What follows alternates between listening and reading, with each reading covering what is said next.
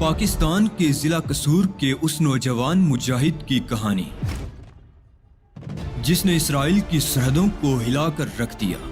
اسلام کی بقا کی جنگ لڑنے والے اس مجاہد کی طویل داستان سننے سے پہلے چینل کو سبسکرائب کیجیے تاکہ کہانی کی تمام ترقصات آپ تک ہمیشہ پہنچتی رہیں۔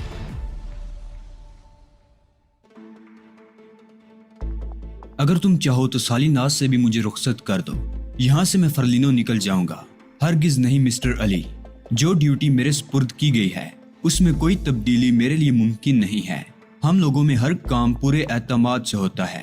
میرے والد کو اعتماد ہے کہ انہوں نے جو کام میرے سپرد کیا ہے میں اسے ہر قیمت پر پورا کر کے ہی واپس جاؤں گا، ہوشن نے کہا۔ سالی ناز تک کا سفر نہایت اطمینان سے طے ہوا، کوئی مشکل نہیں پیش آئی تھی۔ جس وقت ہم وہاں پہنچے سپیدہ شہر نمودار ہو رہا تھا۔ شہر سے دور ایک چھوٹے سے موٹل میں ہم نے قیام کیا، کسی نے ہم پر کوئی توجہ نہیں دی تھی۔ ہوشن شاید ہوٹل کے مالکان کے لیے اجنبی نہیں تھا۔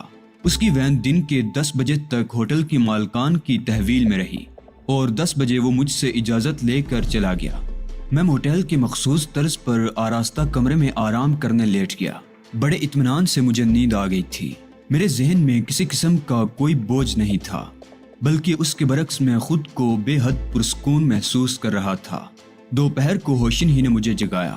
2 بج چکے تھے اور اسے سخت بھوک لگ رہی تھی۔ مجھے معلوم تھا کہ تم نے ناشتہ بھی ٹھیک سے نہیں کیا، اس لیے میں نے لنچ کے لیے جگایا ہے۔ لنچ کے بعد تم آرام سے سو سکتے ہو، اس نے کہا۔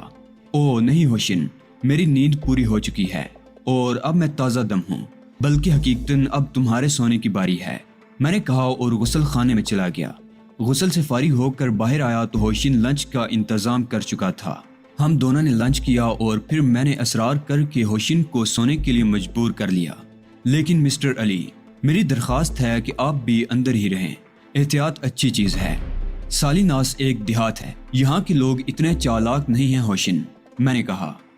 پلیز مسٹر علی، میری درخواست ہے کہ یہ تصور آپ ہمیشہ کے لیے ذہن سے نکال دیں۔ امریکن پولیس بے حد ذہین ہے، اس کے جال نہ جانے کہاں کہاں پھیلے ہوئے ہیں۔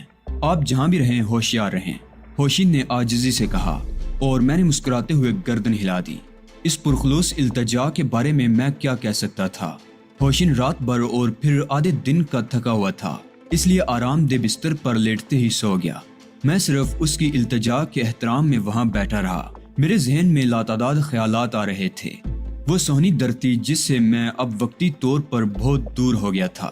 ہاں، ان حالات میں تو پاکستان بھی نہیں جا سکتا تھا۔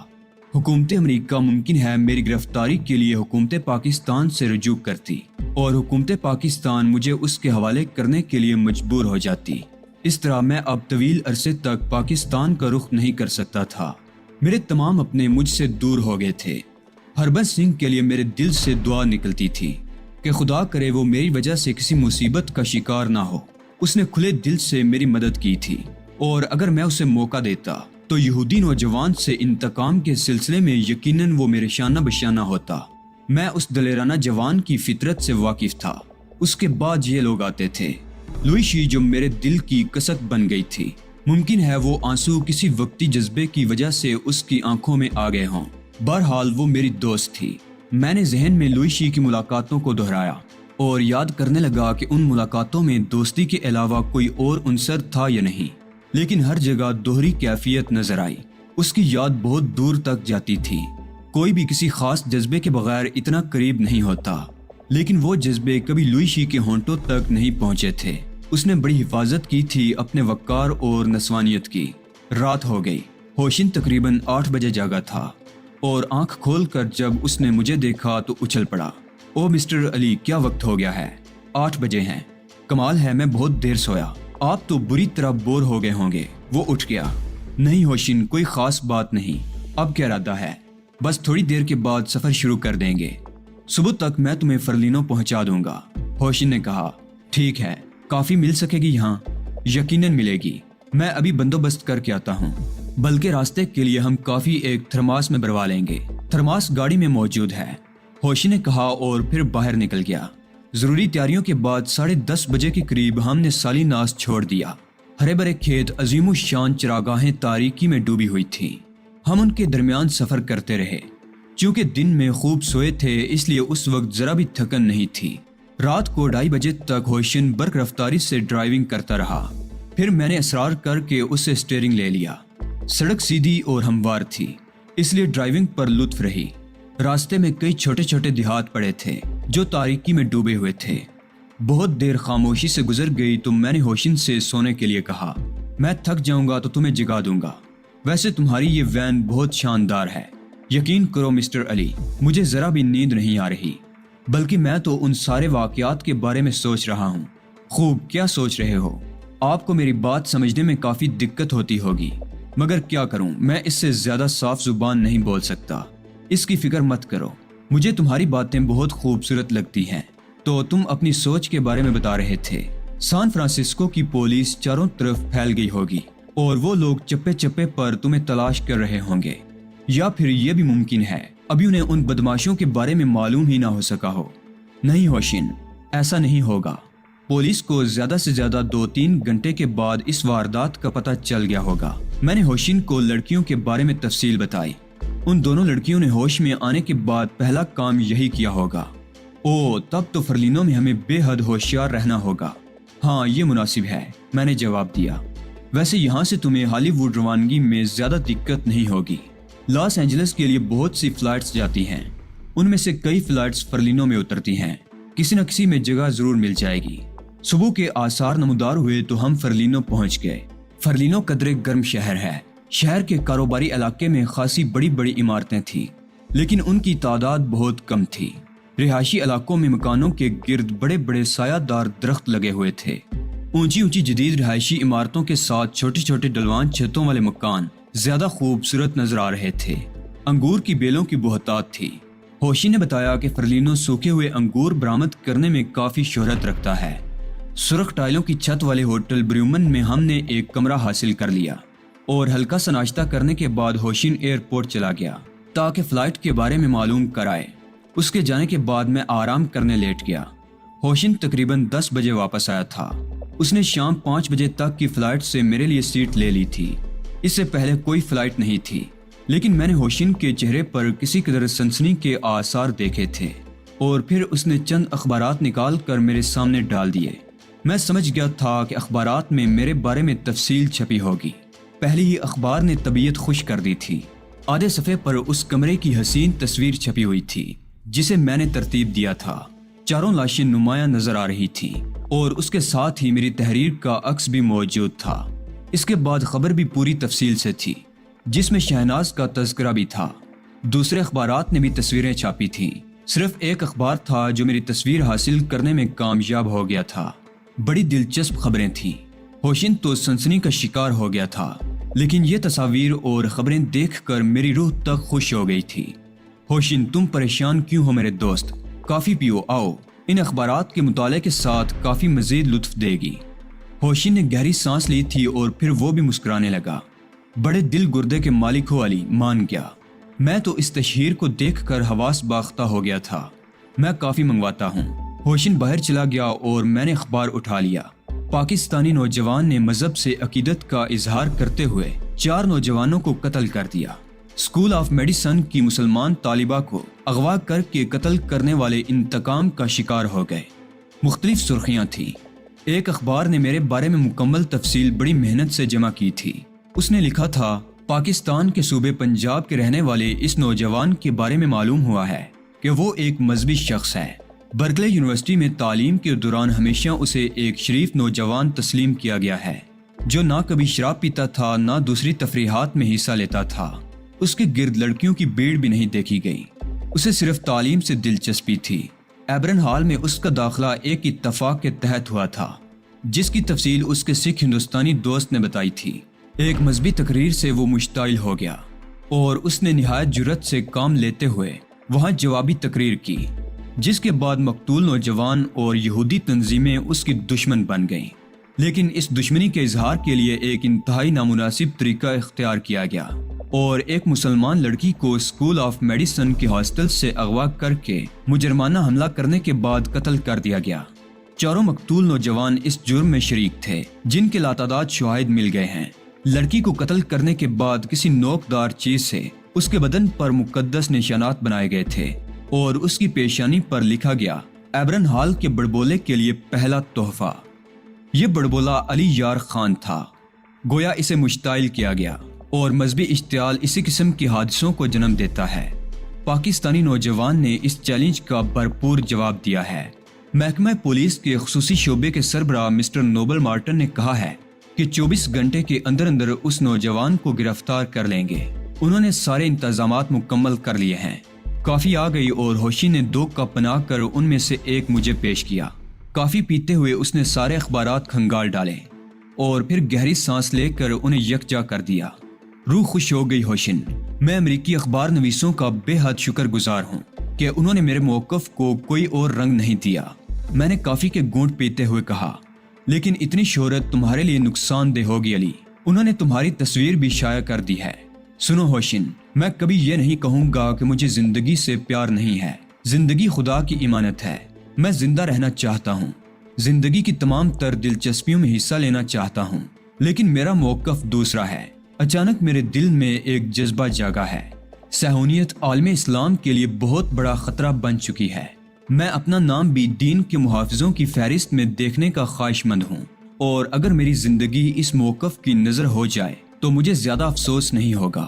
میں جانتا ہوں، میں سمجھ چکا ہوں، تم نے اس موقف کے لیے اپنا حسین مستقبل ختم کر دیا ہے۔ ہوشن نے کہا۔ ہم دونوں دیر تک گفتگو کرتے رہے۔ پھر میں نے ہوشن سے کہا کہ وہ مجھے لکھنے کا سامان فراہم کر دے، اور ہوشن نے تھوڑی دیر کے بعد اس کا بندوبست کر دیا۔ میں نے 2 خط لکھے۔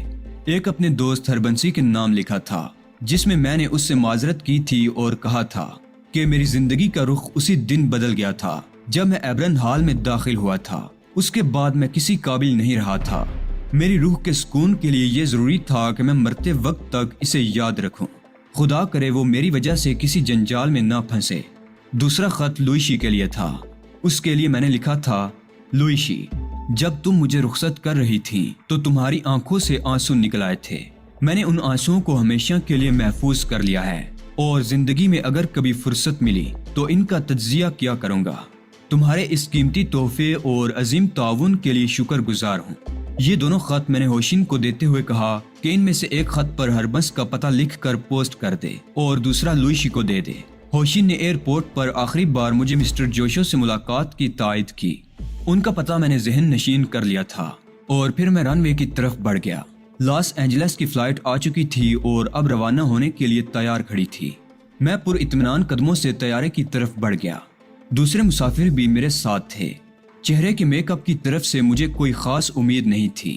ایسے بے تکے میک اپ امریکی پولیس کے لیے کوئی اہمیت نہیں رکھتے تھے۔ مجھے زیادہ پرواہ بھی نہیں تھی۔ یہی بے پرواہی میری معاون تھی۔ امریکی طیارے میں داخل ہونے کے بعد میں نے اپنی سیٹ سنبھال لی۔ میرے نزدیک ایک بہت موٹی امریکن عورت بیٹھی ہوئی تھی، جس کی آنکھیں اس کے موٹاپے کی وجہ سے کھلنے میں بہت دشواری محسوس کر رہی تھی۔ غالباً وہ سان فرانسسکو سے آ رہی تھی، اس لیے اس پر سکوت طاری تھا۔ جب میں اس کے قریب بیٹھا تو ایک لمحے کے لیے اس نے میری طرف نگاہ کی اور پھر کرسی کی پشت سے ٹک کر آنکھیں بند کر لی۔ جرائم کی زندگی سے میرا کوئی واسطہ نہیں رہا تھا، البتہ قانون کی تعلیم کے لیے جرائم سے واقفیت ضروری ہے۔ جدید امریکی کتابیں میرے زیر مطالعہ رہی تھی، اور میں نے بڑے بڑے مجرموں کے طریقہ کار اور ان کی نفسیات کے بارے میں پڑھا تھا۔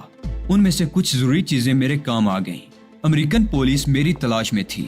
ممکن ہے اس جہاز میں کچھ ایسے لوگ سفر کر رہے ہوں جو کسی انتظامی محکمے سے تعلق نہ رکھتے ہوں، لیکن اس کیس سے واقف ہوں اور اس سے دلچسپی بھی رکھتے ہوں۔ ان میں کچھ ایسی متجسس طبیعت کے لوگ بھی ہو سکتے تھے جو ان 4 نوجوانوں کے قاتل کی تلاش میں ہوں۔ اس لیے خود کو پرسکون رکھا جائے، کوئی ایسی حرکت نہ کی جائے جو اضطراری ہو۔ بچت کا یہی ایک طریقہ ہے، اور میں نے اسی پر عمل کیا۔ ایک پروقار آدمی کی حیثیت سے سفر کرتا رہا۔ خوبصورت ایئر ہوسٹس سے 2-1 بار میری رسمی گفتگو ہوئی، اور میں نے امریکن لہجے میں نہایت اطمینان سے اس سے بات چیت کی۔ بالآخر طیارہ ہالی ووڈ ایئرپورٹ پر اتر گیا۔ یہاں سے اسے لاس اینجلس روانہ ہونا تھا۔ بہت سے مسافر یہاں اترے تھے۔ کسٹم وغیرہ کی چیکنگ معمولی تھی۔ اس کے بعد میں ایئرپورٹ سے باہر آ گیا۔ ایئرپورٹ کے بک سٹال سے میں نے شہر کا نقشہ خریدا اور اسے ہاتھ میں دبا کر تھوڑے فاصلے پر ایک ریستوران میں پہنچ گیا۔ ریستوران میں بیٹھ کر میں نے کافی طلب کی اور نقشہ سامنے کر لیا۔ یہ ایک چھوٹی سی نوٹ بک کی شکل میں تھا۔ और इसमें हॉलीवुड की सारी तफसीलात लिखी हुई थी। अहम जगहों, होटलों के फ़ोन नंबर भी लिखे हुए थे। निहायत उम्दा नक्शा था और इसे देखकर पूरा हॉलीवुड समझ में आ जाता था। दुनिया भर की फिल्मी दुनिया का सबसे बड़ा मरकज, जहां अजीम फिल्मी फनकार रहते थे। फिल्में देखने का शौक मुझे भी रहा था। चंद अदाकार मुझे पसंद भी थे, लेकिन बर्कले में क़याम के दौरान मैंने कभी हॉलीवुड आने की कोशिश नहीं की थी, जबकि बहुत से तुलबा यहाँ खासा वक्त गुजार चुके थे। मैं रेस्तोरां का बिल अदा करके वहाँ से उठ आया और पैदल ही चल पड़ा। एयरपोर्ट से काफ़ी दूर आकर मैंने एक टैक्सी पकड़ी और चल पड़ा। शहर की एक मशहूर शाहराह पर मैं उतर गया और फुटपाथ पर चलने लगा। शानदार दुकानें, दफ्तरों की बिल्डिंगें, सिनेमा घर और फलक बोस इमारतें, लातादाद मर्द और औरतें रंगीन कमीज और स्पोर्ट्स जैकेट में मलबूस, खवातीन ज्यादातर स्लीक पहने हुए थीं। मैं उन्हें देखता आगे बढ़ता रहा और फिर बाजार के आखिरी सिरे पर पहुंच गया।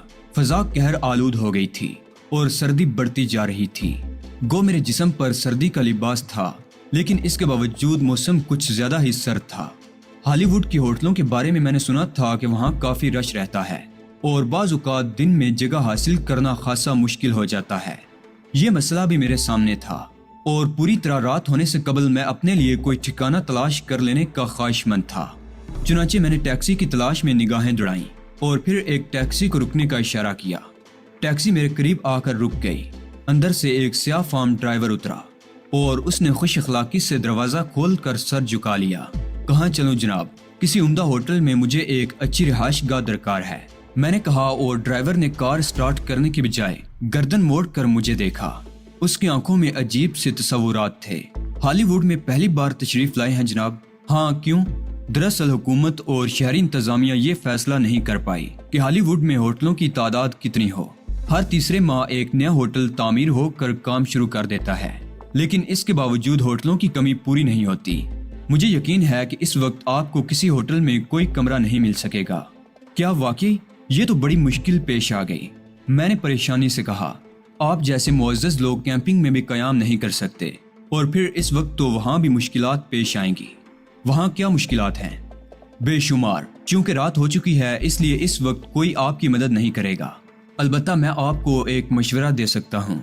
ज़रूर दो, मैं हॉलीवुड में अजनबी हूँ। आप इस वक्त सनसेट की गोदर स्ट्रीट पर चलें और वहाँ किसी शबीना रेस्तोरां में रात गुजार लें। सुबह आपको होटल की तलाश में आसानी होगी और मुझे यकीन है कि दिन में कहीं ना कहीं जगह मिल जाएगी। दिन में जगह क्यों मिल जाएगी? सुबह को अक्सर लोग कमरे छोड़ते हैं, वो भी आम किस्म के छोटे होटलों में। बड़े बड़े होटलों में तो ये मुमकिन नहीं है, क्योंकि वहाँ तो अमूमन ट्रंक कॉल पे कमरे बुक कराए जाते हैं।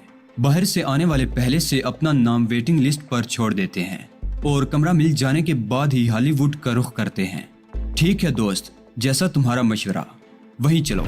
वैसे गोदर स्ट्रीट तो शायद स्टूडियोज की सड़क है। हाँ, स्याह फार्म टैक्सी ड्राइवर ने टैक्सी स्टार्ट करके आगे बढ़ा दी और चूंकि वहाँ दिन रात फिल्मों की शूटिंग होती रहती है, इसलिए वहाँ जितने होटल हैं वो दिन रात खुले रहते हैं और उनमें खूब हजूम होता है, क्योंकि लोग अपने महबूब अदाकारों का इंतजार करते हैं। तुम्हारा नाम क्या है? मार्लिनो, ड्राइवर ने जवाब दिया। मिस्टर मार्लिनो, चूंकि हॉलीवुड में तुम मेरे पहले मुलाकाती हो, इसलिए मैं तुमसे मदद की दरख्वास्त करता हूँ। क्या तुम मेरे लिए किसी रिहाइश का बंदोबस्त कर सकते हो? मैंने कहा। आप यकीन करें जनाब, इस वक्त मुमकिन नहीं है। कल सुबह मैं ज़ाती तौर पर कोशिश करके आपके लिए कोई न कोई बंदोबस्त कर दूंगा, मार्लिनो ने माजरत करते हुए कहा। ठीक है, लेकिन कल सुबह कहाँ मुलाकात होगी? रात आप शहर में गुजारें, सुबह को मैं शहर पहुँच जाऊँगा और वहाँ से आपको ले लूँगा। तुम्हारा शुक्रिया मार्लिनो, मैं तुम्हारा इंतजार करूँगा, मैंने कहा। मार्लिनो खामोशी से ड्राइविंग करता रहा और थोड़ी देर के बाद टैक्सी गोदर स्ट्रीट पहुँच गई। सड़कों के किनारे दिन निकला हुआ था। बेशुमार अफराद चलते फिरते नजर आ रहे थे। उनके जिस्मों पर काउबॉय लिबास थे, सरों पर मखसूस शर्ट पहने वो अकड़ते फिर रहे थे। इतनी ही तादाद में लड़कियां थीं। उनके चेहरे मेकअप की वजह से बिल्कुल मसनूई लग रहे थे। उनमें से बेशतर मर्द और लड़कियां डिनर स्टॉल पर खड़े हुए थे। वो कुछ न कुछ खा पी रहे थे। गालबन रात को उन्हें शूटिंग में हिस्सा लेना होगा।